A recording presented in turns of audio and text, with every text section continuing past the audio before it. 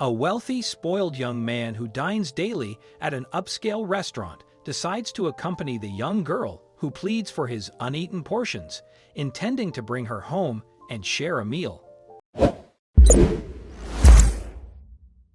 For Sam Farmer, life was easy. He woke up every morning, picked up his phone, and checked his social media accounts. Then, he got up, had a shower, and went out to lunch. Yes, lunch. Sam rarely woke up before 11 o'clock. He told people his circadian cycles were altered, but the truth is that Sam was plain lazy. He could afford to be. His father was one of the richest men in the state. It seemed unlikely that Sam would ever change and become a responsible, mature person. But that was before he met Nina Vale.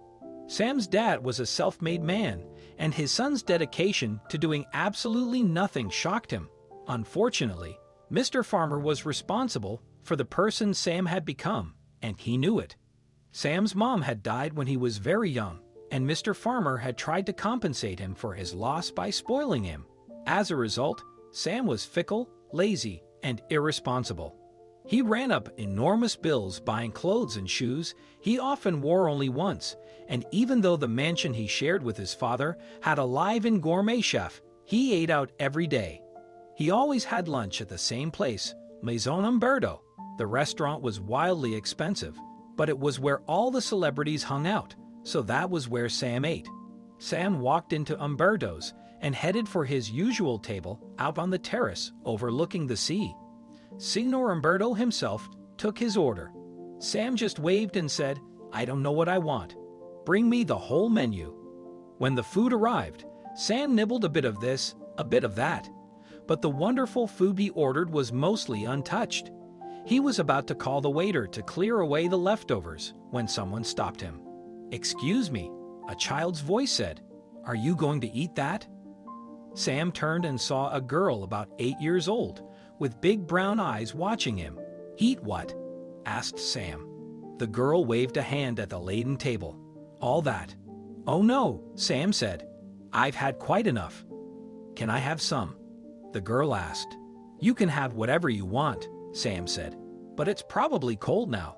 I don't know about you, but I hate cold food." The child looked at Sam as if she couldn't believe what he was saying. "It's good food," she pointed out. "Aren't you hungry?" "Oh," Sam somehow felt embarrassed. "Are you hungry?"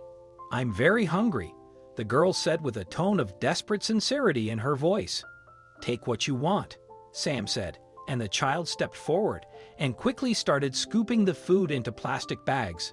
When she finished, she threw Sam a grateful smile and scampered off. The small incident bothered Sam.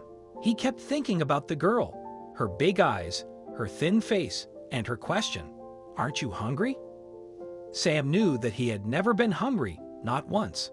He's been peckish and had an appetite, but true hunger was a stranger to him. He realized that the little girl was very familiar with hunger. The next day, he was just finishing his lunch when the child appeared soundlessly by his table. "Hello," she said. "Hi," Sam replied. "How are you?" "I'm very well, thank you," the girl said politely. "Are you going to finish that?" She pointed at a great mound of lasagna glistening with melted cheese and basil. "No," he answered. "You can have it if you like." The child rewarded him with a huge grin and quickly shoveled the lasagna into a plastic bag. Sam waited until she turned her back and quickly followed her. The girl jumped the railing around the terrace and escaped into the surrounding gardens. Sam hung back so she wouldn't see him, but made sure he didn't lose sight of the thin figure flitting through the trees. Sam followed the child until she came to an abandoned lot. A rusty old trailer was up on bricks, which was where the little girl was headed. He watched as she opened the door and walked in, still clutching the bag with the food. A few minutes later, he knocked on the trailer's door. There was a long silence, and then the door opened. The girl looked up at Sam with frightened eyes. "What do you want?" she asked. "Go away." "I won't hurt you," Sam said gently. "I was worried about you. Are you alone?" "No," the girl said. "My brother is here." Another big-eyed child peered around the door. The second kid looked around 5 years old. "Where's your mom?" Sam asked. "Dead," The girl said abruptly. My dad too. Everyone is dead. Not me, cried the little boy. You have me, Nina. Nina, Sam asked. Is that your name? Why are you two here on your own? Nina shrugged and said, Johnny and me got put in foster care, but the people who took us were nasty. They only wanted the money, so I took Johnny and ran away. We do okay. We don't need grown-ups hitting us and screaming. But you go hungry, Sam pointed out gently, and not all grown-ups are like that. My dad isn't like that.